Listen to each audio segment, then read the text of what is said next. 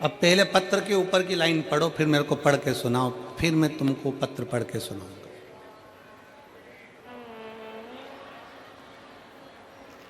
पढ़ के सुनाओ जल्दी से। ठीक है, अब पत्र सुनेंगे।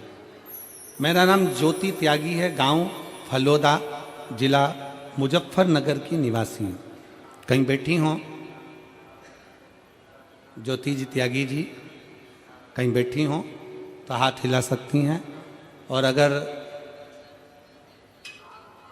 आई हों तो हाथ हिलाएं, और कहीं बैठी हों तो एक बेलपत्र लेने जरूर पधारें। मेरा नाम ज्योति त्यागी है, गांव फलोदा, जिला मुजफ्फरनगर की निवासी हूँ। मेरे पति का नाम सचिन त्यागी है। एक लोटे जल का मैं क्या वर्णन करूँ गुरुदेव। पत्र को साथ में पढ़िएगा आप लोग। सन 2021 में मेरे पति को अचानक गले में दर्द हुआ। डॉक्टर को दिखाया, जांच कराई तो पता चला कि उन्हें कैंसर है। डॉक्टर ने ऑपरेशन का बोल दिया, ऑपरेशन भी हो गया। गले में जख्म होने के कारण कुछ खा नहीं पाते थे, केवल लिक्विड ही पी पाते थे। हम चिंतित रहने लगे। फिर मम्मी ने आपकी कथा के बारे में बताया। जून 2023 में हम सीहोर गए, वहाँ से रुद्राक्ष लाए। आपके बताए अनुसार हमने सब दिया। जब दोबारा जांच कराई तो पता चला कैंसर लीवर में पहुंच गया। जरा पत्र पर ध्यान देंगे, कैंसर लीवर में पहुंच गया। अब डॉक्टर ने भी ना इलाज कर दिया। फिर दूसरे डॉक्टर से सलाह ली, उन्होंने कहा 3 इंजेक्शन का बोल दिया और अस्पताल ले गए। डॉक्टर ने उनको वेंटिलेटर पर रख दिया। मैंने तभी रुद्राक्ष हाथ में उठाकर विनती की, बाबा तेरे ही भरोसे हम, वो एक लाइन इन्होंने लिखी है, तेरे ही भरोसे हम बीच उड़ती जावेंगे बाबा, डोर हथ तो छड्डी ना। बाबा की ऐसी कृपा हुई। हमको मन में दुख हुआ कि रुद्राक्ष का दल देने पर भी ऐसा क्यों हुआ। फिर हम बाबा को हाथ में रुद्राक्ष लेकर बाबा को कहने लगे और बाबा से विनती करी, बाबा कुछ भी करो ठीक करिएगा। पंडाल में हापुड़ की कथा में पहुंच गए और हापुड़ की कथा के पंडाल में बैठकर कथा सुनी। और आज मैं छाती ठोक कर कहती हूँ, पंडाल में बैठकर जो मांगा जाता है बाबा सुनता है। आज मेरा पति का कैंसर मुक्त हुआ है। आज मेरे पति का कैंसर मुक्त हो गया। मैं यहाँ बाबा को दिल से धन्यवाद देने के लिए इस कथा के पंडाल में पहुंची हूँ। नाम है ज्योति त्यागी, गांव फलोदा, जिला मुजफ्फरनगर की निवासी हूँ। पंखा भी है। एक शिव पर करा गया भरोसा, एक शंकर पर करा गया विश्वास। एक शिव पर करी गई दृढ़ता। क्या देगा, कैसे देगा, कब देगा पता नहीं, पर इतना विश्वास तो है, इतना भरोसे से कर सकते हैं कि खाली ना जाता कोई दर से तुम्हारे, खाली न जाता कोई दर से तुम्हारे, मैं भी खड़ी हूँ नंदी बाहें पसारे, अपने हृदय से लगा लो गिरा जा रहा हूँ, उठा लो भोले अपने दर से, अब तो ना टालो, गिरी जा रही हो, उठा लो। आप बाबा से अपने मन की बात कहने के लिए आए हो। इस कथा के पंडाल में लाखों की संख्या में पहुंचे हो और विश्वास से कहते हैं कि बाबा 3 महीने के अंदर जो मांग कर जा रहे हो वो देगा जरूर। हम जानते हैं जगह नहीं है पंडाल में, ग्राउंड में कहीं जगह नहीं है, सब भरा पड़ा है, जगह नहीं है, पर विश्वास, भरोसा, दृढ़ता। आपका भरोसा।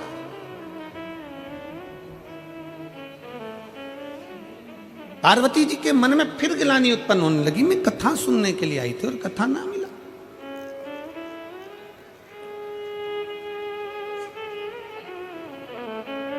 मैं सो गई, निंद्रा लग गई। मेरी चित्तवृत्ति फिर रह गई। जिस दिन 7 दिन में से अगर एक दिन की विष्णु महापुराण की कथा पंडाल में अगर आपको सुनने को मिल जाए, समझ लेना कि कहीं शंकर जी ने तुम्हारा हाथ पकड़कर तुम्हें खींचने की तैयारी कर ली।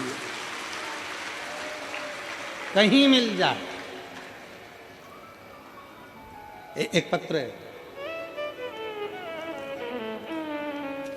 एक तो निवेदन है, ऐसा डिजाइन में पत्र मत बनाया करो। अब क्या क्या पढ़ूं और कहां से शुरू करूं? ये तो उसी में का हाल है। एक व्यक्ति नाई की दुकान पर गया और नाई की दुकान पर जाकर बैठ गया, और जैसे ही नाई की दुकान पर बैठा तो नाई को गुस्सा आ गया, क्योंकि नाई ने देखा कि उसकी खोपड़िया पे केवल 8 बाल थे। इतना गुस्सा आया नाई को, तो नाई गुस्से में पूछा,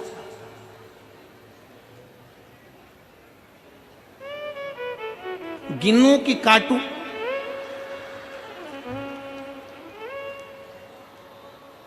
वो व्यक्ति बोला, कलर कर दे। अब तू बोल रहा है गिनूं कि काटूं, तो तू कलर ही कर दे। इससे बड़ा करो क्या? अब ये इतना बड़ा पत्र, अभी कहां से शुरू करूं तुम बताओ? अच्छा, ईमानदारी की बात है। चलो फिर भी पढ़ेंगे, ठीक है। मैं कविता महेश्वरी, मेरठ गौरीपुरा से हूं। कहीं बैठी हो? कविता महेश्वरी, मेरठ गौरीपुरा से कहीं बैठी हो तो हाथ हिला सकती हैं। कहीं बैठी हो तो हाथ हिलाइएगा। आप ही हैं? आ जाओ, एक बेलपत्र ले जाना। आ जाइए। मैं कविता महेश्वरी, मेरठ गौरीपुरा से हूँ। मेरे पति का नाम मुकेश महेश्वरी है। मेरे पति मुकेश महेश्वरी पिछले 4-5 वर्ष से स्वास्थ्य संबंधी समस्या से परेशान थे। अक्सर उनकी तबीयत सही नहीं रहती थी और डॉक्टरों को, वो हमको भी समझ में नहीं आ रहा था कि हो क्या रहा है।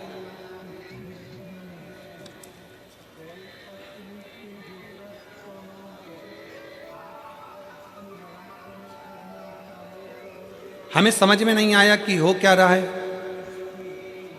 उनकी तबीयत ज़्यादा खराब होने लगी, जिससे हमारी चिंता बढ़ गई।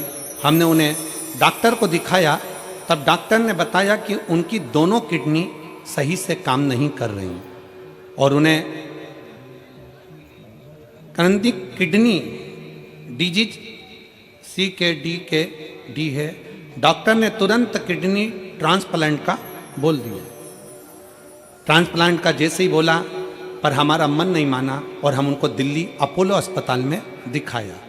वहाँ भी सारी जांच के बाद डॉक्टर ने किडनी ट्रांसप्लांट का सलाह दी। हालांकि हमने किडनी ट्रांसप्लांट नहीं कराया, हमें हमारे भगवान भोलेनाथ पर भरोसा था और उन्हें डायलिसिस पर रखना पड़ना शुरू कर दिया। महीने में 8 डायलिसिस होते। फिर हमारे किसी मिलने वाले ने हमें बाबा की महिमा का वर्णन किया। गुरुजी के कहे, शिव महापुराण की कथा सुनो और आंवले वाला उपाय हमने उसके पूछ कर करा और रुद्राक्ष का जल वाला उपाय करना प्रारंभ करा। बाबा निर्माल लाते, बेलपत्री लाकर भी देना चालू करी। मंदिर से बेलपत्र और बाबा का चढ़ाया हुआ जल लाई और उसे पति को पिलाना चालू करा, खिलाना चालू करा और बाबा की कृपा से हमें हर कठिनाई का समाधान मिला। हे भोलेनाथ की कृपा से हमने कठिनाइयों को पार कर लिया और आज बाबा की कृपा से वो ठीक हैं। ये मैं शिव को प्रार्थना करने के लिए आई हूँ, धन्यवाद देने के लिए आई हूँ।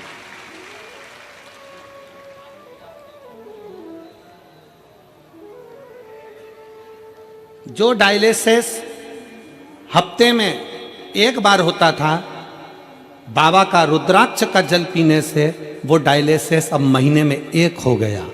मैं बाबा को प्रणाम कर कर धन्यवाद देने आई हूं कि अब धीरे धीरे डॉक्टर बोल रहे हैं कि किडनी ने काम करना प्रारंभ कर दिया। मैं शिव को नमन करने के लिए, ये शिव तत्व है, ये ओघड़ी है शंभु, ये त्रिकालदर्शी कैलाशी अविनाशी है। एक विश्वास, आ जाओ, एक भरोसा।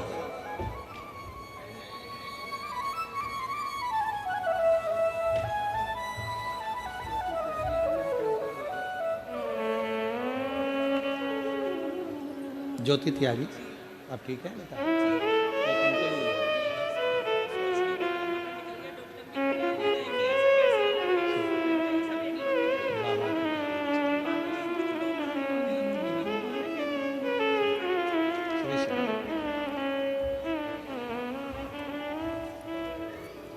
पीछे की एलईडियां चालू करवाइए। शिव तत्व की प्राप्ति हो, शिव महापुराण की कथा कहती है जितना विश्वास आप बाबा देवादिदेव महादेव पर करेंगे, भगवान शंकर को एक लोटा जल समर्पित कर कर भगवान शंकर से अपने मन की बात कहेंगे, मेरा ओघड़नाथ, मेरा शिव, मेरा त्रिकालदर्शी कैलाशी विनाशी उसको स्वीकार करें। मिल जाए कथा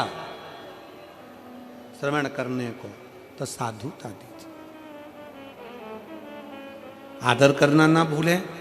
भृगु बाबा ब्रह्मा जी के पास में जाकर बैठ गए, एकदम नजदीक में जाकर भृगु ऋषि के बिल्कुल, भृगु ऋषि ब्रह्मा जी के बिल्कुल करीब में जाकर बैठ। और जब ब्रह्मा जी ने देखा तो ब्रह्मा जी को थोड़ा सा क्रोध आया कि मुझसे बिना पूछे, बिना आज्ञा के, बिना बोले आकर बैठ गए।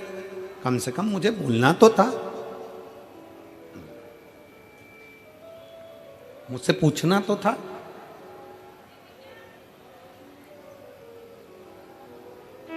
चले, और फिर एक निवेदन बड़े भाव से करेंगे कि बैठो, मना नहीं, पर आज्ञा लेकर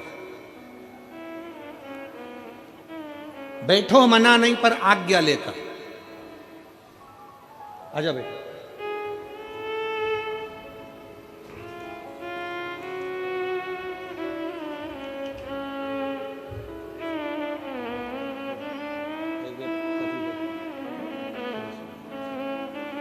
कविता जी महेश्वरी,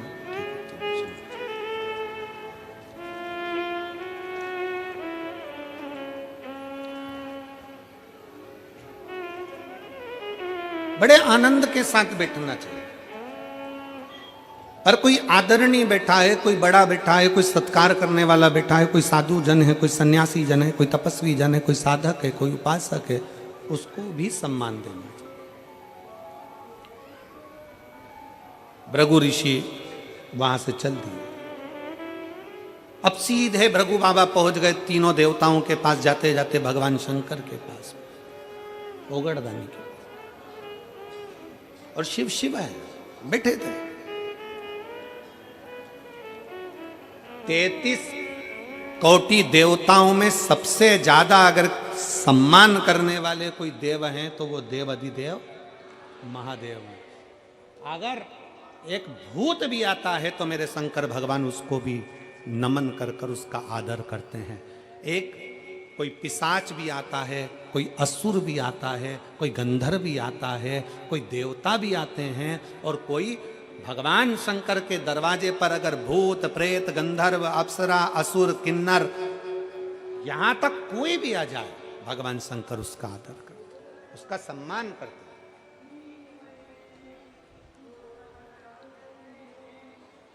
कौन होगा संसार में जो किसी किन्नर के लिए देवताओं से युद्ध कर ले? किसी किन्नर के लिए? जब भगवान शंकर अपना अर्धनारीश्वर स्वरूप का दर्शन दिए, ब्रह्मा जी से कहा गया कि तुम सृष्टि को आगे बढ़ाओ, तो ब्रह्मा जी भगवान शंकर के अर्धनारीश्वर स्वरूप को जान नहीं पाए थे। शंकर भगवान ने कहा था कि आधे पुरुष आधे स्त्री बनाना, 4 पुरुष बनाओ तो 4 स्त्री बनाओ, 5 पुरुष बनाओ तो 5 स्त्री बनाओ। 10 पुरुष बनाओ तो 10 स्त्री बनाओ।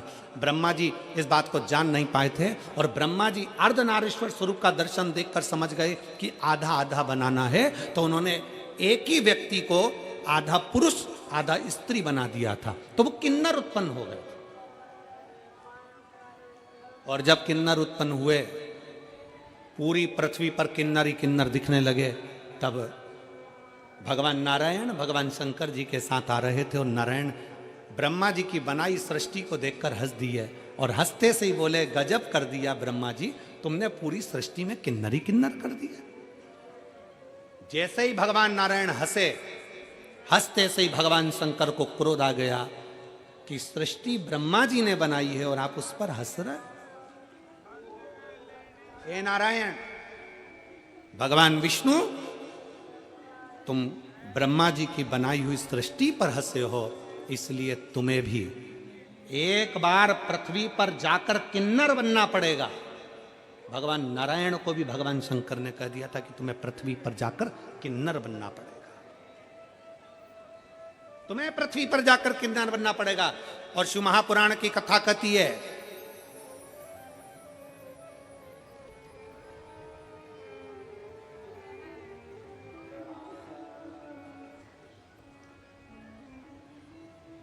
शिव महापुराण का चरित्र कहता है, जिस समय पर पांडव और कौरवों का युद्ध हो रहा था, कौरव और पांडवों के युद्ध में ध्यान में आया, भगवान कृष्ण ने कहा कि अर्जुन, तुम्हारा एक पुत्र उलूपी का पुत्र अरावन वन में रहता है, उसको भी युद्ध के लिए लेकर आओ।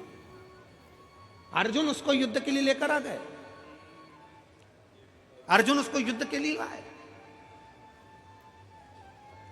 पर अर्जुन युद्ध के लिए लेकर आए और युद्ध के लेकर आने के लिए क्यों?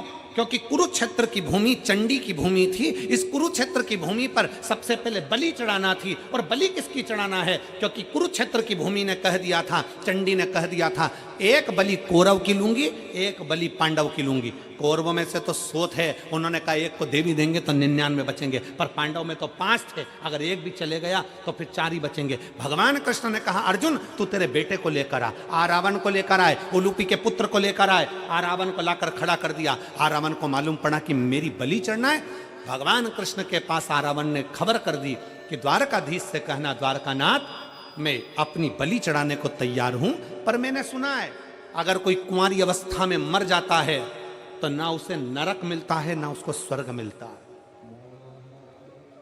अगर कोई कुंवारी अवस्था में मर गया, कोई कुंवारा मर गया, तो वो ना तो नरक जाता है ना स्वर्ग जाता है, वो आहूत माना जाता है। हमारे मारवाड़ियों में एक नाम चलता आहूत। आहूत मतलब वो कुंवारा चले गए, कुंवारी अवस्था में, उसकी गति नहीं है, ना उसको पिंड मिल रहा है, ना उसको तर्पण मिल रहा है, ना उसको जल मिल रहा है, ना भोज मिल रहा है, वो तड़पता रहता है।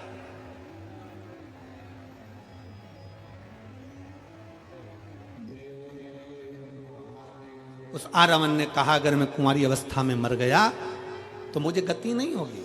मेरा एक निवेदन है, कल मेरी बलि चढ़ा देना, पर सबसे पहले मेरे ब्याह करा दो, शादी करा दो। अब युधिष्ठिर को लगा आज रात ही रात में कहां की लड़की मिलेगी जिससे शादी कराई जाए, लड़की कहां से ढूंढी जाए जिससे विवाह कराया जाए। ढूंढने में लग गए। हस्तिनापुर में कोई लड़की नहीं मिली, पास में कोई लड़की नहीं मिली। तब भगवान कृष्ण ने जान लिया अगर ये इसका विवाह नहीं हुआ तो ये कल बलि में नहीं आएगा, और बलि में नहीं आया तो फिर युद्ध रह जाएगा। भगवान कृष्ण को याद आया कि शंकर जी ने श्राप दिया था कि नारायण तुम किन्नर पर हंसे हो, इसलिए तुमको भी किन्नर बनना पड़ेगा। आज भगवान कृष्ण किन्नर का रूप धारण कर लिए। भगवान कृष्ण ने किन्नर का रूप धारण करा, रावण के साथ विवाह करा। विवाह करने के बाद भगवान जब रावण के प्राण चले गए तो भगवान नेत्रों से नीर बहाते रहे। आज भी किन्नर गले में मंगलसूत्र पहनते हैं, आज भी किन्नर पाँव में बिछुड़ी पहनते हैं, आज भी किन्नर हाथ में चूड़ा पहनते हैं, मांग में सिंदूर भरते हैं। कौन है उनका पति? शिव महापुराण की कथा कहती है, रावण के साथ प्रत्येक किन्नर का विवाह होता है। एक रात्रि का विवाह एक घड़े के साथ रावण के साथ किया जाता है, फिर उस घड़े को तोड़ दिया जाता है। किन्नर का सुहाग अखंड माना जाता है। किन्नर का सौभाग्य, इसलिए हमारे यहाँ मंगल शकुन में, शादी ब्याहों में, बच्चों के जन्मदिन पर किन्नर आते हैं, क्योंकि सृष्टि पूर्ण पहले किन्नर की थी, पूर्ण सृष्टि। कौन देव होगा? देवताओं में 33 कोटि देवी देवताओं में केवल एक देव है, देवाधिदेव महादेव, जो सबका सम्मान करना चाहते हैं। भूत भी आया तो उसका भी सम्मान है, प्रेत भी आया तो उसका सम्मान है, डाकनी, पिशाचनी, चुड़ैल, भयंकर आए तो भी सम्मान है, गंधर्व आए तो सम्मान है, अप्सरा आए तो सम्मान है, किन्नर आए तो सम्मान है, सुर आए तो सम्मान है, असुर आए तो सम्मान है। सबका सम्मान किया मेरे शिव जी ने,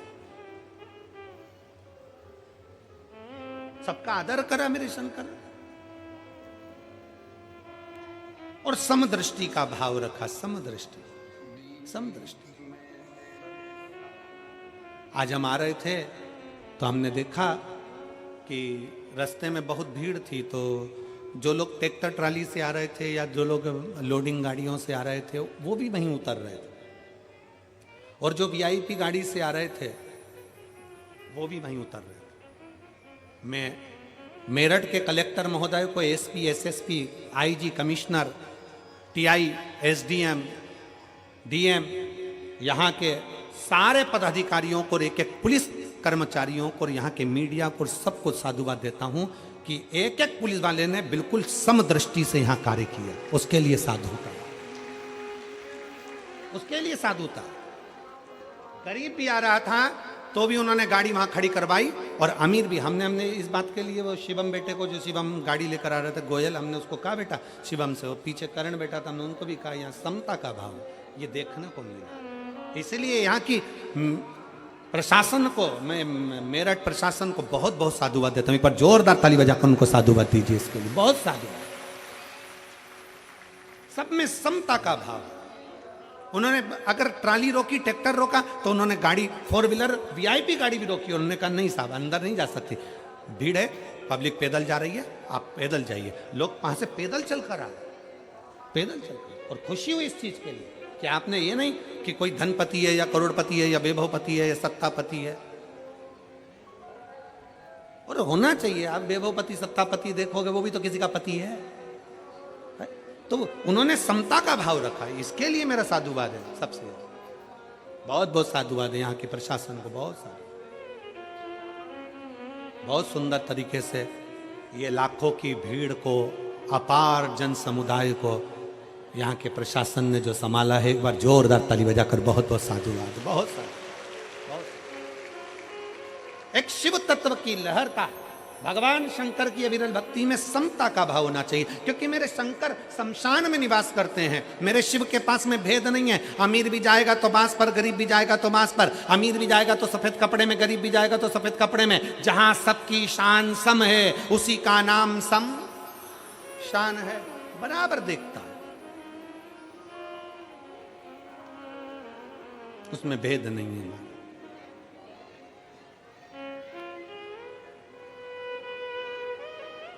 भृगु बाबा आए, शंकर भगवान के सामने भृगु ऋषि आ गए, और जैसे ही आए भगवान शंकर अपने सिंहासन छोड़ दिए, भगवान शंकर अपने स्थान से उठकर खड़े हो गए, और भगवान शंकर स्थान से खड़े होकर भृगु ऋषि के हाथ जोड़कर कहते, आओ भृगु बाबा आइए, आपका स्वागत है। और जैसे ही भृगु ऋषि पास में आने लगे, शंकर भगवान दोनों हाथ फैलाकर भृगु ऋषि को गले लगाने लगे, भृगु ऋषि को गले।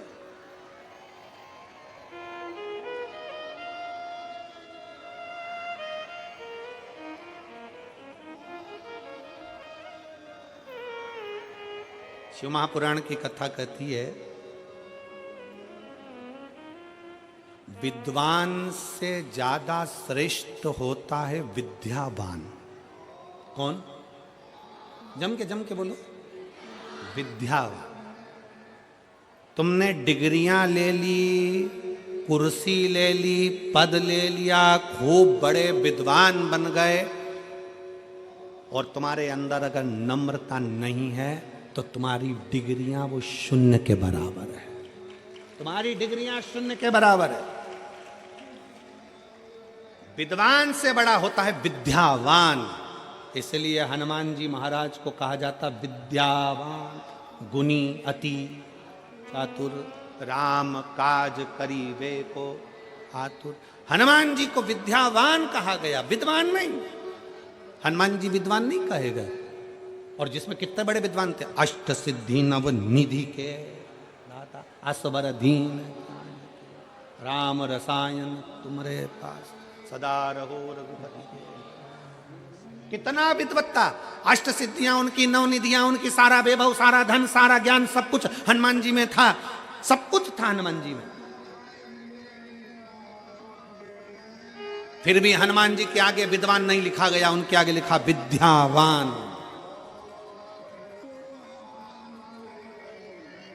एलईडी वालों उनसे निवेदन है, एलईडी का ध्यान दीजिए थोड़ा। मेरा माताओं से निवेदन है, अगर एलईडी नहीं चल रही है तो सावधानी से कथा सुनिए। हो सकता है भीड़ के कारण बस पिन वगैरह निकल जाती है, तो हो सकता है।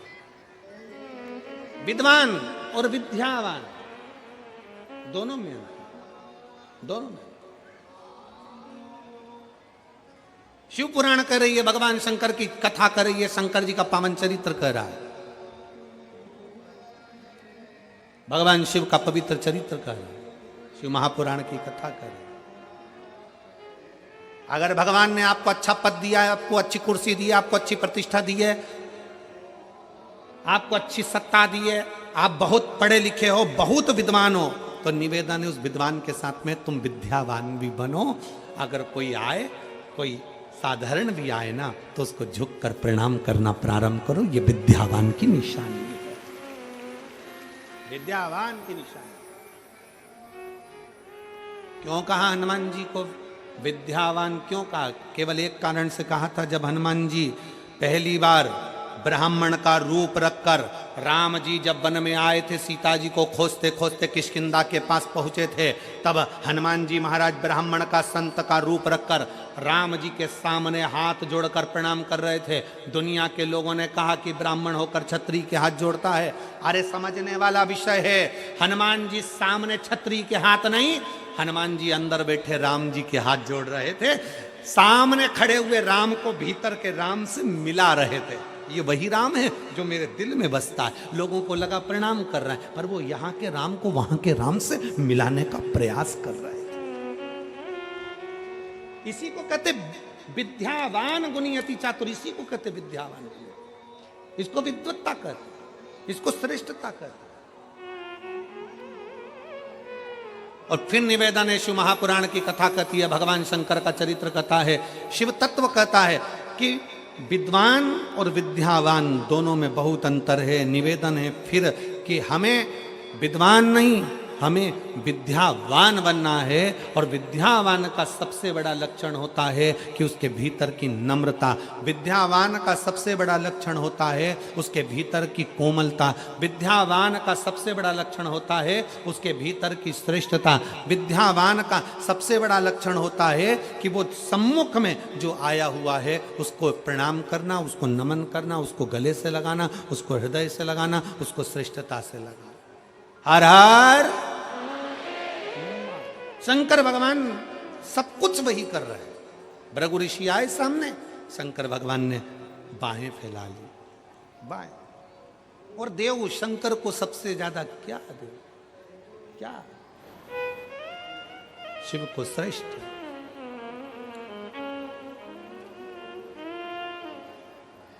दिल तुझको दिया ओ भोलेनाथ, दिल तुझको दिया ओ भोलेनाथ, दिल तुझको दिया ओ भोलेनाथ। ये क्या कर दिया ओ भोलेनाथ, ये क्या कर दिया ओ भोलेनाथ।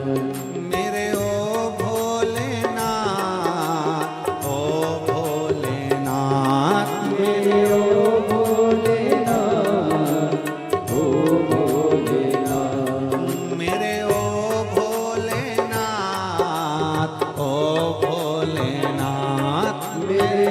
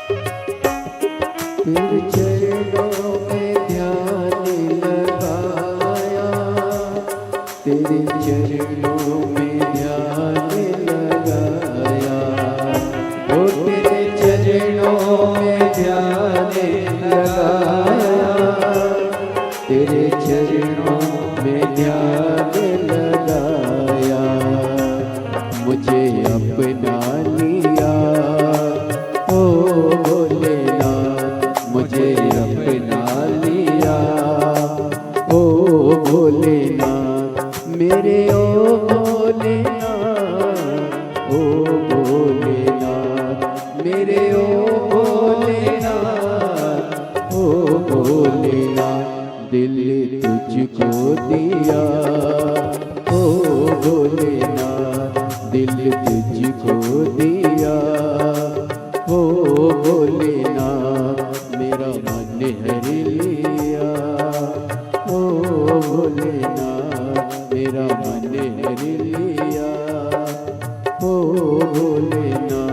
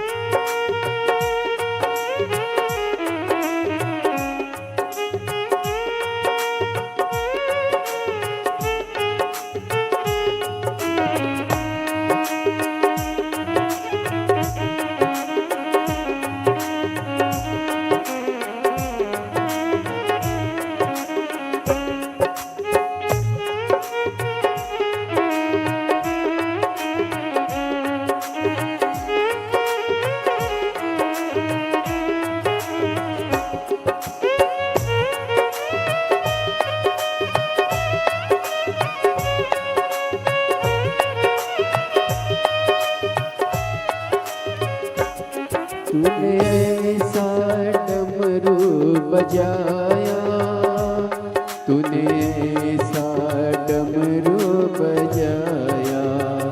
ओ तूने ऐसा डमरू बजाया, तूने ऐसा डमरू बजाया। मेरा मन हर लिया।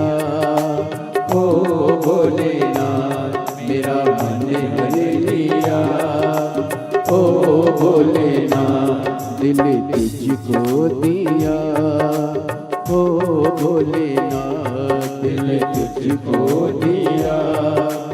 ओ भोलेनाथ मेरे ओ भोलेनाथ, ओ भोलेनाथ, ओ मेरे ओ भोलेनाथ, ओ भोलेनाथ मेरे ओ भोलेनाथ, ओ भोलेनाथ, मेरे ओ भोलेनाथ, ओ भोलेनाथ दिल तुझको दिया। ओ भोलेनाथ दिल तुझको दिया। ओ भोलेनाथ ये क्या कर दिया। ओ भोलेनाथ ये क्या कर दिया। ओ भोलेनाथ मैं तो बैठी थी गंगा किनारे, मैं तो बैठी थी गंगा किनारे। ओ मैं तो बैठी थी गंगा किनारे, मैं तो बैठी थी गंगा किनारे। आके दर्शन दिया। ओ भोलेनाथ आके दर्शन दिया। ओ भोलेनाथ आके दर्शन दिया। ओ भोलेनाथ आके दर्शन दिया। ओ भोलेनाथ ओ दिल तुझको दिया। ओ दिया ओ भोलेनाथ। ये क्या कर दिया ओ भोलेनाथ, ये क्या कर दिया ओ भोलेनाथ।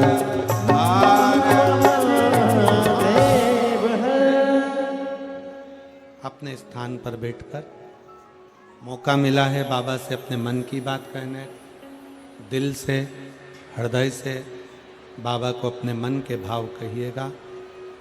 जहाँ जगह मिले वहाँ बैठकर बोलिए। आज कथा का छठा दिवस है। कल कथा सुबह 8 बजे से 11 बजे तक हो जाएगी और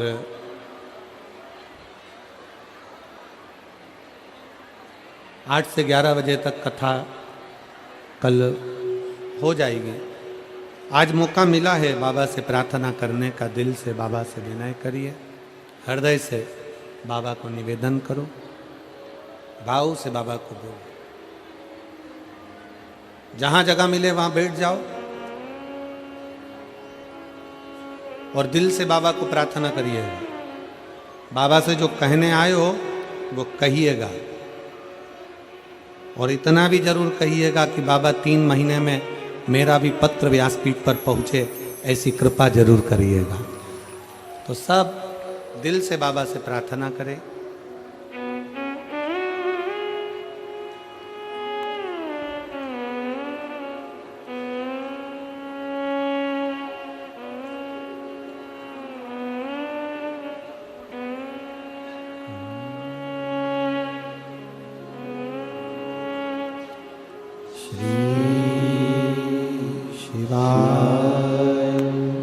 नमस्तु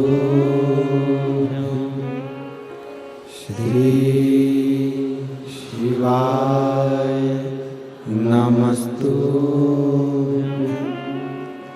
श्री शिवाय नमस्तु श्री शिवाय नमस्तु श्री शिवाय नमस्तुभ्यं। भोला सब दुख काटो हमारा, ओ भोला सब दुख काटो हमारा। शिव शंकर जपूं तेरी माला, बाबा जपूं तेरी माला। भोला सब दुख काटो हमारा, ओ भोला सब दुख काटो हमारा। वेश है मंगल मंगलकारी, वेश है मंगलकारी। शमशान वासी हमारा, शमशान वासी हमारा। ओ भोला सब दुख काटो हमारा, ओ भोला सब दुख काटो हमारा।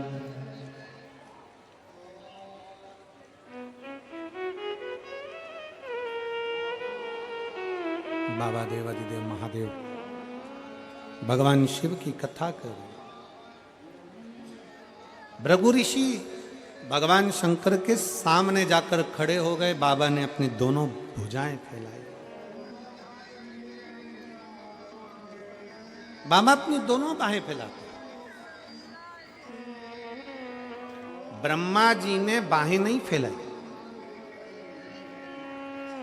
और अभी आप आगे कथा सुनेंगे, भगवान विष्णु ने भी बाहें नहीं फैलाई। बाहें किसने फैलाई?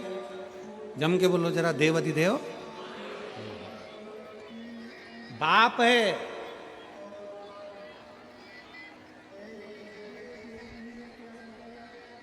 एक पिता के दो बेटे हैं। एक बेटा कहता पापा मुझे मेरी जायदाद का हिस्सा दो, मुझे तुम्हारे साथ नहीं रहना, तुम आज की सोच के हो, मैं तुम पुरानी सोच के हो, मैं आज का सोच का हूं, मैं आज के विचार का व्यक्ति हूं, मुझे तुम्हारे साथ नहीं रहना, मेरी जायदाद का हिस्सा दो, अब भी कि अभी मुझे मेरी प्रॉपर्टी चाहिए। पिताजी ने वकील बुलवाया,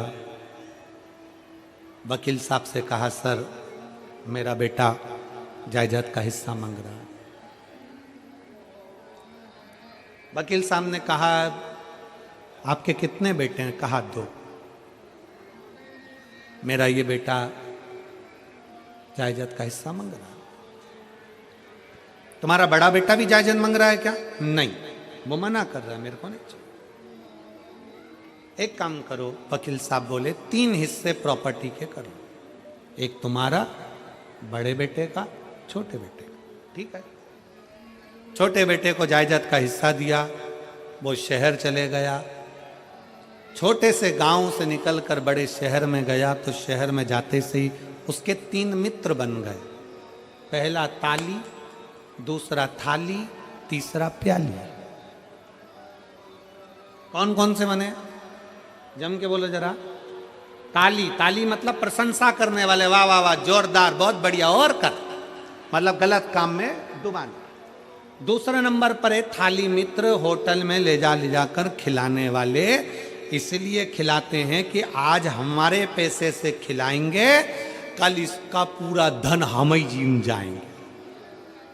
थाली मित्र।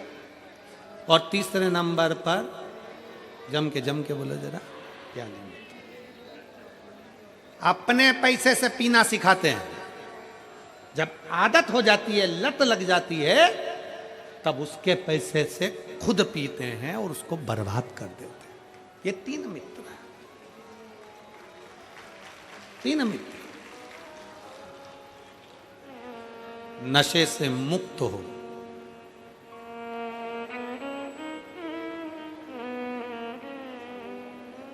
किसके लिए? शराब का नशा छोड़ दो, गांजे का नशा छोड़ दो, चिलम का नशा छोड़ दो, जो व्यर्थ के नशे हैं उसको छोड़ दो, तंबाकू, गुटखा, पाउच छोड़ दो। किसके लिए? सियोर वाले महाराज के लिए नहीं,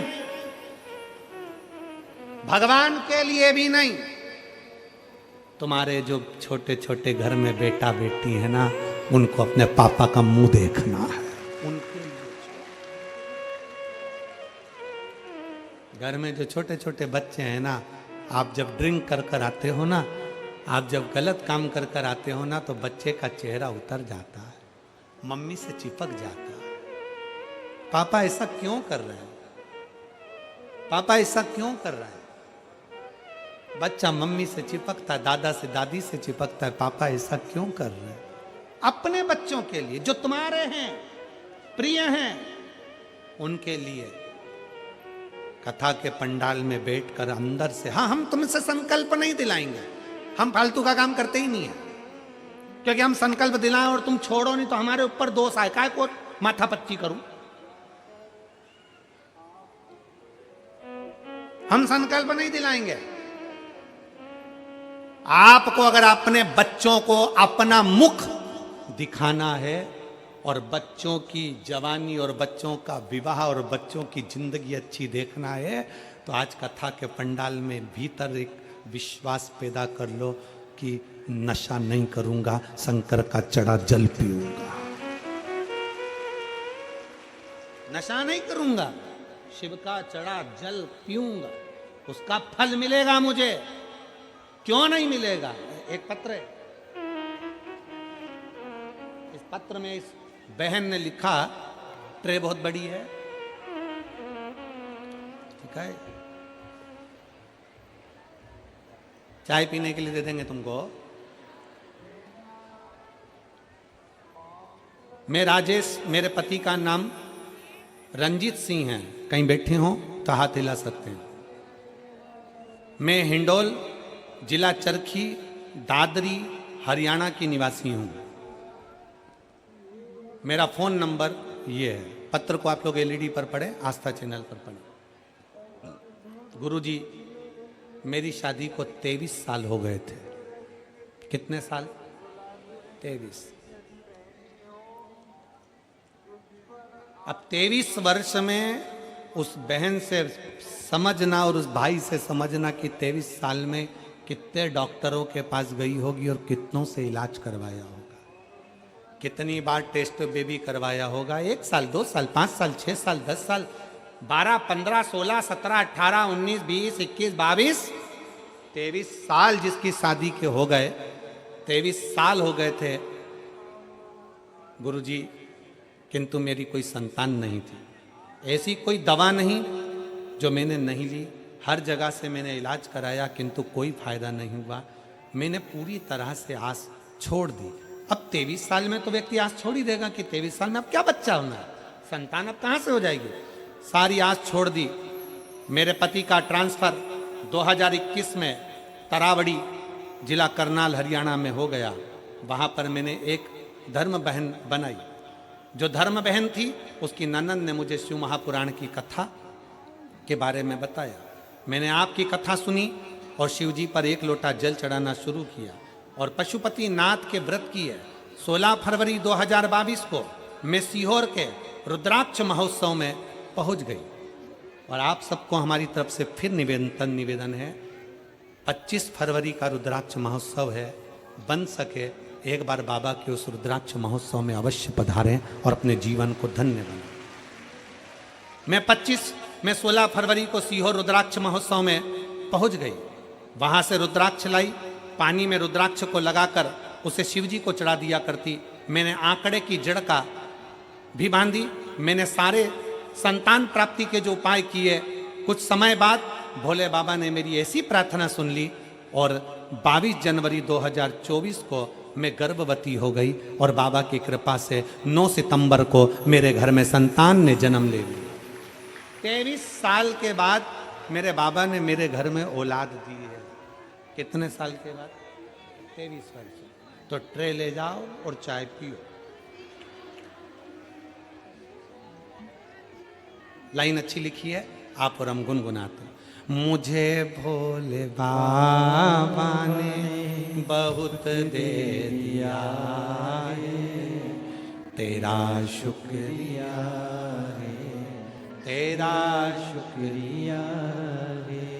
मुझे भोले बाबा ने बहुत दे दिया है, तेरा शुक्रिया है, तेरा शुक्रिया है।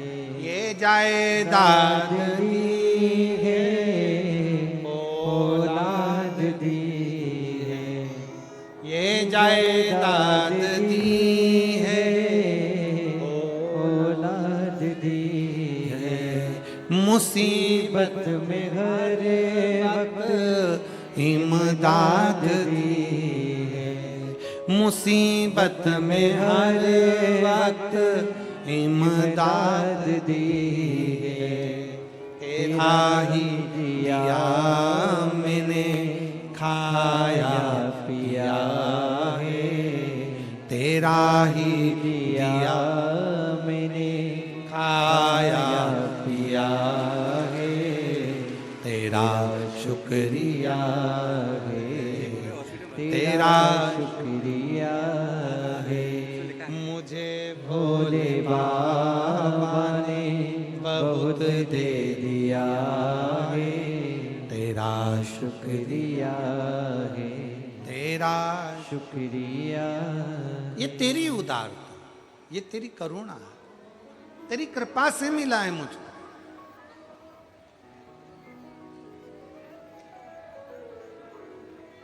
तेरी करुणा से प्राप्त हुआ है मुझे।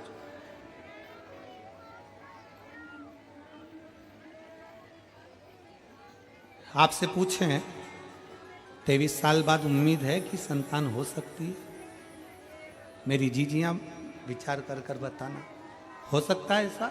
नहीं, पर विधि लिखना विधाता का काम है और विधि को पलट देना महादेव का काम।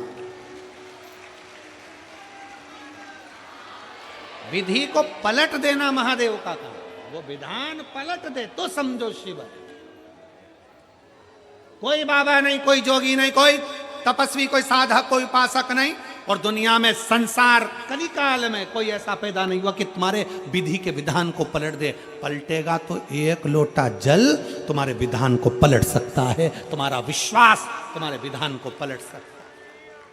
ढोंग में मत पड़ना, प्रपंच में मत पड़ना, दिखावे में मत पड़ना, कहीं इधर उधर फालतू के चक्कर में मत पड़ना कि कोई तुम्हारी किस्मत पलट देगा। ना ना, किस्मत तो तुम्हारे हाथ से चढ़ा हुआ एक लोटा जल ही पलटे। सारी समस्या का हल, दोनों हाथ उठाकर, सारी समस्या का हल एक लोटा शिव को समर्पित कर। शंकर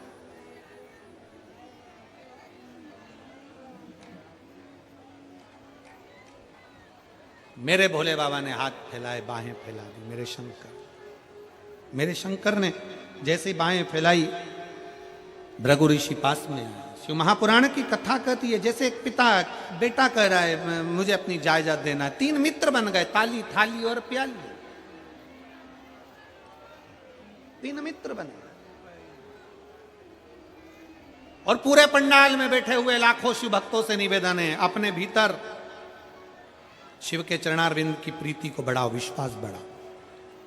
अपने अंदर हमारे कहने से तुम नशा नहीं छोड़ोगे, हम जानते हैं, पर अपने भीतर से नशे को त्यागने की आदत बनाओ, अपने भीतर से। और जब अपने भीतर से नशे को त्यागने की आदत बनाओगे तो निश्चित है कि नशा छूटेगा, छूट जाएगा। प्रीत बाबा से जोड़ो, शंकर से जोड़ो, उसकी भक्ति से जोड़ो।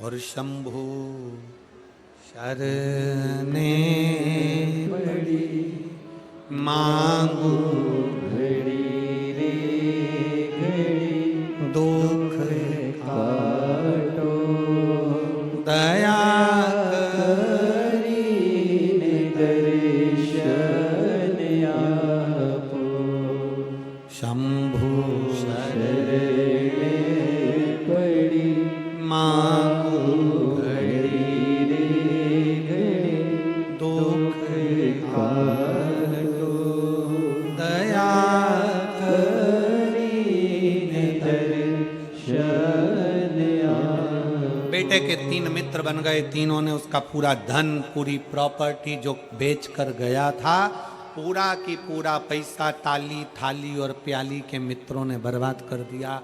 कंगाल हो गया, 3 साल में रोड पर आ गया। रोड पर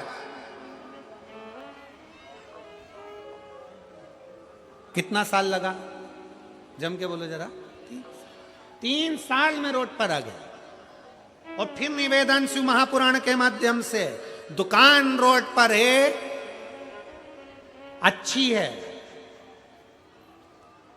चलेगी। मकान रोड पर है, अच्छी है, चलेगी।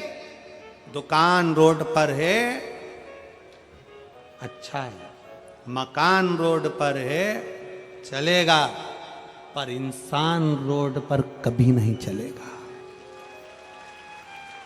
मनुष्य रोड पर आकर खड़ा हो जाए, उसके पास ना घर है, ना दुकान है, ना जमीन है, ना जायदाद है, एकदम सब कुछ बर्बाद हो जाए, रोड पे आ जाए, किसको अच्छा लगेगा?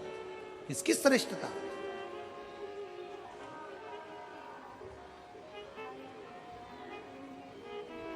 दुकान रोड पर आना चाहिए, अच्छी बात है। मकान रोड पर होना चाहिए, अच्छी बात है, पर इंसान रोड पर नहीं होना चाहिए। इंसान रोड पर ना है। उसका जीवन कैसा निकलता है ये वही जान सकता है, उसकी जिंदगी कैसे चलती है ये वही जान सकता है, उसका जीवन कैसा होगा ये वही जान सकता है। 3 साल में रोड पर आ गया, सब बेच दिया, सब समाप्त हो गया। अपने मित्रों के पास गया, ताली मित्र के पास जाकर बोला भैया मुझे 500 रुपए दे दे, मुझे गांव तक जाना है। थाली मित्र के पास जाकर बोला मुझे 500 रुपए दे दे, मुझे गांव जाना है। प्याली मित्र के पास जाकर बोला मुझे पैसे दे दे 500 रुपए, मुझे मेरे गांव जाना है। अरे गांव जाकर क्या करेगा, अब तो पिताजी की पूरी जायदाद बेच खाया, अब गांव जाकर क्या करेगा। नहीं नहीं, मेरे पिताजी के पास मुझे जाना है, मुझे जाना है। बस ललक लग गई, किसी ने अठन्नी ना दी, 1 रुपया भी नहीं दिया, चवन्नी भी ना दी, और आखिरी में वो बेटा पैदल पैदल पैदल पैदल अपने गांव को चला गया।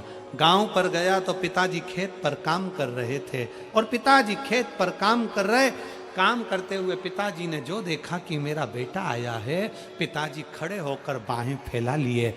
बड़े बेटे ने कहा पापा ये सब कुछ बर्बाद कर कर आया है। पिताजी ने कहा भले बर्बाद कर आया, पर आ तो मेरे पास गया है, मैं वापिस आबाद कर दूंगा इसको, वापिस आबाद। इसको बाप कहते हैं, पिता कहते हैं। आप दुनिया में कहीं पर भी ठोकर खाया, कितनी भी लोग ठोकर तुमको लगा दे, कितना भी दुख दे दें, दुनिया के लोग कितना भी कष्ट दे दें, आखिरी में अगर आप सारी दुनिया की ठोकर खाकर मेरे महादेव को 1 लोटा जल चढ़ाओगे ना, तो वो महादेव भी तुम्हें बाहों से लगा लेकर तुम्हारा कल्याण कर देगा। बाप है वो, पिता है वो, हृदय से लगा ले तो पिता अपने हृदय से लगा।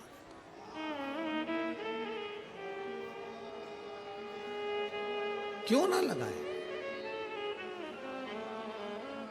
महाराज, हम उसके पुत्र हैं, हम उसकी संतान हैं, हम उसकी बेटियां हैं।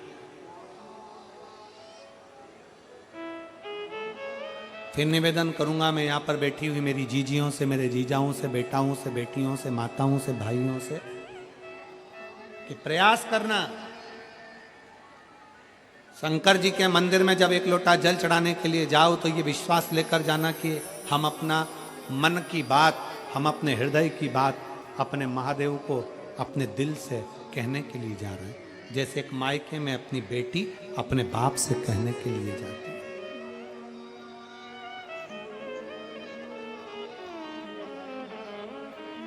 शिव से कहने के लिए कहा।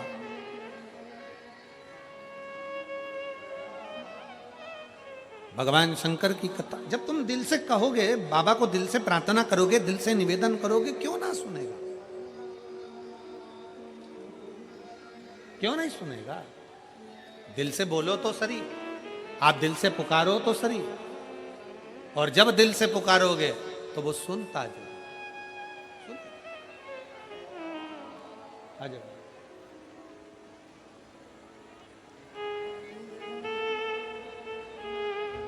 23 साल के बाद हुआ है, एक बार जोरदार ताली बजाकर।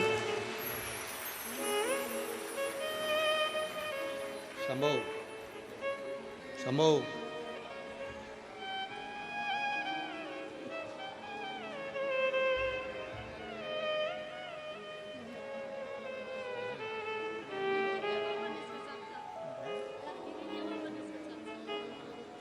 दीदी बोल रही हैं किराए के मकान रहते थे, ये तो आया ही आया, भोले बाबा ने गिफ्ट में एक मकान भी दिलवा दिया।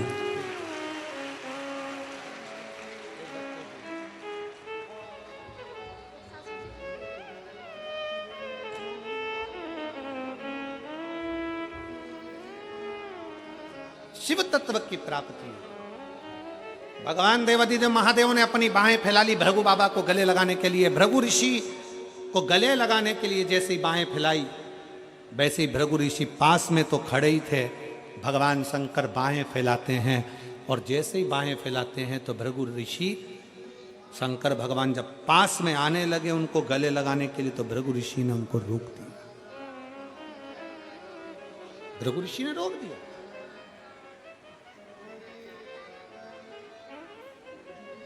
भृगु बाबा ने कहा आप मेरे पास मत आइए, आप मेरे नजदीक में ना आइए। पार्वती जी देखकर स्तुब्ध हो गई, मां जगत जननी देखकर स्तुब्ध।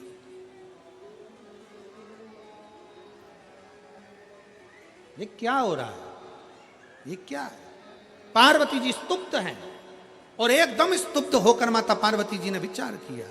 माता पार्वती जी स्तुप्त हो गई और स्तुप्त होकर माता पार्वती ने विचार करा, ये क्या हो रहा है, ये क्या है। शंकर भगवान गले लगाने के लिए भृगु ऋषि के लिए बाहें फैला रहे हैं और भृगु ऋषि उनको रोक दिए हैं।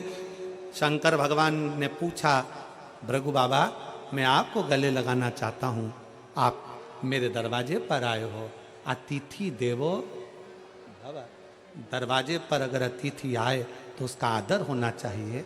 33 कोटि देवता में केवल एक देव अधिदेव महादेव ऐसे हैं जो अतिथि का पूर्ण रूपेण सत्कार करते। आप आए, बाहें फैलाई, भृगु ऋषि ने मना कर दिया, आप मेरे गले नहीं लगे, मैं आपके गले नहीं लग सकता भोलेनाथ। शंकर भगवान ने पूछा क्यों? भृगु ऋषि कहते हैं कि आपके तन पर चिता की भस्म लगी है, आपके तन पर चिता की भस्म रमी है, आपके शरीर पर चिता की भस्म है। शंकर भगवान पार्वती जी को देख रहे थे, पार्वती जी शिव जी को देख रही थी। शिव महापुराण की कथा कहती है, शंकर पर चढ़ा जल, शिव को चढ़ाकर जल का आचमन बड़ी से बड़ी बीमारियों को समाप्त कर देता है। दुनिया के लोग चाहे कितना ही कहें कि शंकर का जल मत पियो, शंकर की बेलपत्र मत खाओ, शंकर का ये मत खाओ। शिव महापुराण की कथा कहती है, निवेदन है बेलपत्री खाओ, जल पियो, पर दूसरे का हराम का धन मत खाओ, भगवान का भजन करो। कई लोग कहते हैं हम प्याज नहीं खाते, वो कहता हम लहसुन नहीं खाते, वो कहता हम ये नहीं खाते, और दूसरे का माल मिल जाए तो डकार जाते। दूसरे का धन मिल गया डकार गए, दूसरे का पैसा मिल गया डकार गए, किसी का पड़ा हुआ मोबाइल मिल गया डकार गए। शिव महापुराण की कथा कहती है, ऐसा ढोंग का जिंदगी मत जियो, ढोंग की जिंदगी से अच्छा है ढंग की जिंदगी जियो तो शिव मिल जाएगा। ढोंग की जिंदगी शंकर को प्रियता नहीं है, शंकर की प्रियता ढंग की जिंदगी है, अच्छी जीवन को जीने का प्रयास।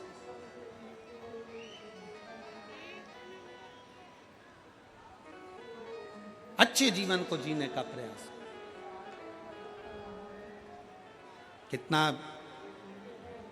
कितने कितने रुपए लगाकर आप लोग यहां पहुंचे हो? जम के बोलो जरा, कोई 50, कोई 100, कोई 200, कोई 150 रुपए लगा के तो यहां पहुंचे होगे ना? जम के तो बोलो जरा, पहुंचे हो यहाँ? अब तुम 150-200 रुपए लगाकर यहाँ पहुंचे हो तो क्या करने के लिए पहुंचे हो? जम के बोलो जरा, कथा सुनने के। अब तुम्हारा ध्यान कथा में कम, जैसी कैमरा आया। अब ऐसा तो तुम 150-200 रुपए, तुम्हारे घर के पास में जो एक फोटो का स्टूडियो हो ना, वहां जाके 200 रुपए पकड़ाते और एक आध फोटो खिंचवा लेते। यहाँ तो मेरे बाबा की कथा है, उसके दिल में तुम्हारा फोटो खींचना चाहिए तो बात है। यहाँ हाथ हिलाने से कुछ नहीं होगा। ये कैमरे का काम है, वो तो घूमता रहेगा। तुम्हारा दिल कहाँ लगा? फिर वही वाली बात आ गई, दिमाग नहीं लगाना, दिल लगा। परंतु हम तुरंत जैसे ही कैमरा आया हाथ हिला दिए। अरे भाई, वो एक गाना था, तेरा फोटो दिले से चिपका के रखूंगी, कौन सा है भगवान जाने, वो तो मैं देख लिया।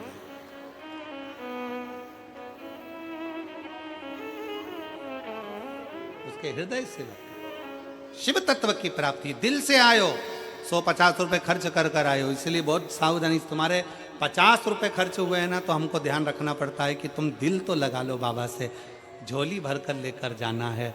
हाथ हिलाने के चक्कर में रह जाओगे ना तो वो भी ऊपर से हाथ ही हिला देगा, क्या मतलब है? इसलिए लेकर जाओ, बहुत बहुत सावधानी। बहुत दूर दूर से आयो, बड़ी मुश्किल से, और कितनी लाखों की भीड़ में आयो, तुम लोग सावधानी से कथा दिल से।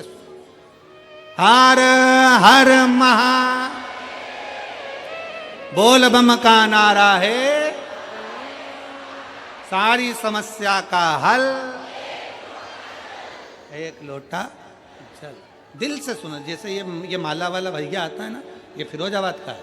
आप लोगों, कई लोगों को तो मालूम है, फिरोजाबाद का है माला वाला, फूल माला वाला। छोटी सी गुमठी थी, काम नहीं चलता था।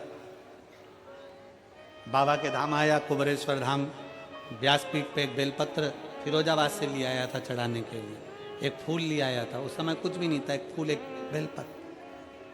बाबा से विनय कर कर गया कि एक व्यासपीठ पे चढ़ा रहा हूँ, ऐसी कृपा करना कि मेरा व्यापार सब दूर फैले। तो मैं जहाँ जहाँ कथा होगी प्रत्येक व्यासपीठ पर जाऊँगा। और आज 4 साल 5 साल हो गए लगातार हर कथा की व्यासपीठ पर वो माला लेकर पहुँचता। बाबा ने ऐसा हाथ पकड़ा कि दिल्ली में भी काम चल गया, फिरोजाबाद में भी चल गया, आगरा में भी चल गया, ग्वालियर में भी चल गया। आज जगह जगह उसका काम इतना चल गया कि बाबा हाथ पकड़ लिया। दिल से सुनो, दिल से प्रार्थना करो, दिल से विनय करो।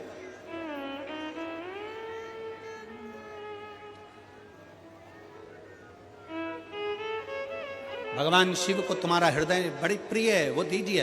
भृगु ऋषि के लिए भगवान ने हाथ फैलाया, भृगु बाबा रोक दिए। तुम चिता की भस्म लगाए हो, चिता की भस्म लगाए हो तो मेरे करीब में मत आना।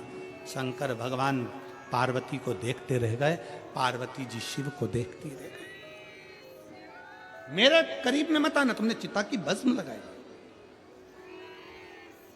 तुम चिता की भस्म लगाए हो, मेरे पास में ना आए। शिव जी को थोड़ा सा क्रोध तो आया, क्रोध आया। मैं क्या पहना हूं, मैंने कैसे कपड़े पहने, ये मेरे ऊपर निर्भर करता। आप किसी के वस्त्र को देखकर ताना नहीं दे सकते, आप किसी के आभूषण को देखकर अपशब्द नहीं कर सकते, आप किसी के आभूषण और वस्त्रों को देखकर कुछ बोल नहीं सकते। हाँ, पति पत्नी आपस में बैठे हों और पति पत्नी आपस में बात कर रहे हो एक दूसरे के वस्त्र आभूषण की, तो बात दूसरी होता है। एक पत्नी ने नई नई साड़ी पहनी, बड़ी सुंदर साड़ी पहनी, और पति के पास आकर खड़ी हो गई। सुंदर सी साड़ी पहनकर पति से पूछा मैं कैसी लग रही हूं। पति अपने ऑफिस जा रहा था, कुछ बोला नहीं। पत्नी ने फिर पूछा मैं कैसी लग रही, पति नहीं बोला। पति को मालूम था मैं बोलूंगा और लड़ाई होगी, क्या मतलब बोलने से। पत्नी ने फिर पूछा मैं कैसी लग रही, पति ने कहा तू ऐसी लग रही जैसे हरी घास में भैंस चल रही। अब तुझे पूछने की जरूरत क्या थी उससे, क्यों पूछे। शिव महापुराण की कथा कर रही है, पति पत्नी आपस में हास्य व्यंग करें, मना नहीं। पति पत्नी आपस में हंसमुख रहें, मना नहीं। पर शिव महापुराण की कथा कहती है कि कोई पर को, कोई किसी दूसरे को, साधु हो, सन्यासी हो, व्यक्ति हो, गृहस्थी हो, कोई साधारण सा कोई बेटी हो, कोई बेटा हो, कोई अन्य व्यक्ति हो, किसी पर आप कमेंट्स नहीं कर सकते, आप किसी को अपशब्द नहीं कह सकते, आप किसी को ताना नहीं दे सकते, किसी के परिधान पर, किसी के वस्त्र पर, किसी के आभूषण पर।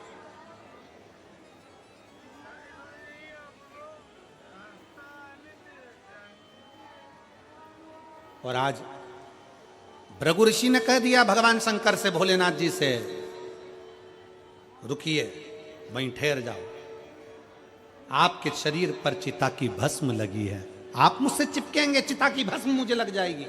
शंकर भगवान को क्रोध तो आया, शिव ने क्रोध को संयम करा और शंकर भगवान ने उसी समय पर गंगा के जल का स्पर्श कर कर कहा, सुनो भृगु ऋषि, मेरे तन पर चढ़ी हुई भस्म, मेरे तन से लगा हुआ एक एक रुद्राक्ष, मेरे तन से लगी गंगा, मेरे तन से लगी भस्म, सुनो भृगु ऋषि, ये वो भस्म चिता की तुम कह रहे हो चिता की भस्म है, ये चिता की भस्म अगर मेरे शरीर से लग कर जाएगी तो करोड़ों का खजाना बनकर जाएगी। ये चिता की भस्म साधारण नहीं है। महाकाल बाबा को, काशी विश्वनाथ बाबा को जो भस्म चढ़ती है, वो भस्म साधारण नहीं होती। उस भस्म का भी बड़ा भाव है कि वो भस्म भी करोड़ों की है। वो गंगा का जल जो भगवान शंकर के शरीर से बहकर निकलता है, वो गंगा का जल साधारण नहीं है। अंतिम क्षण में दुनिया के लोग कुछ नहीं ढूंढते, केवल गंगा का जल ही ढूंढते हैं, केवल गंगा का।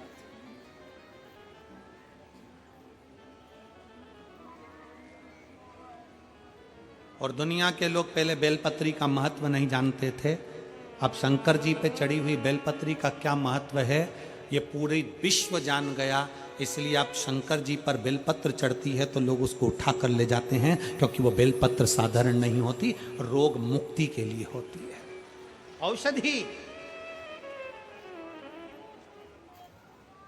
कल एक बहन कह रही थी, गुरुजी हम शंकर जी के मंदिर जाते हैं और शंकर जी पे चढ़ी हुई ज्यादा बेलपत्र नहीं मिलती, एक बेलपत्र मिलती है, तो क्या उस बेलपत्र को हम पूरे परिवार समेत बांटकर खा सकते हैं? क्यों नहीं। बेलपत्र का एक अंश मात्र की डंडी भी, एक अंश मात्र की पत्ती भी अगर तुम्हें प्राप्त हुई है तो समझ लेना शंकर ने तुमको औषधि प्रदान करी है। जरूरी नहीं कि पूरी 3 पत्ती की बेलपत्र पूरे घर के लोगों को मिले। एक बेलपत्र 3 पत्ती की चढ़ी हुई अगर मिल गई है तो उस बेलपत्र के छोटे छोटे टुकड़े कर कर भी घर के 15 लोग, 20 लोग, 25 लोग, 10 लोग, 12 लोग जो घर में है, कण कण मात्र भी अगर खाते हैं तो उसका भी फल है, उसका भी फल है।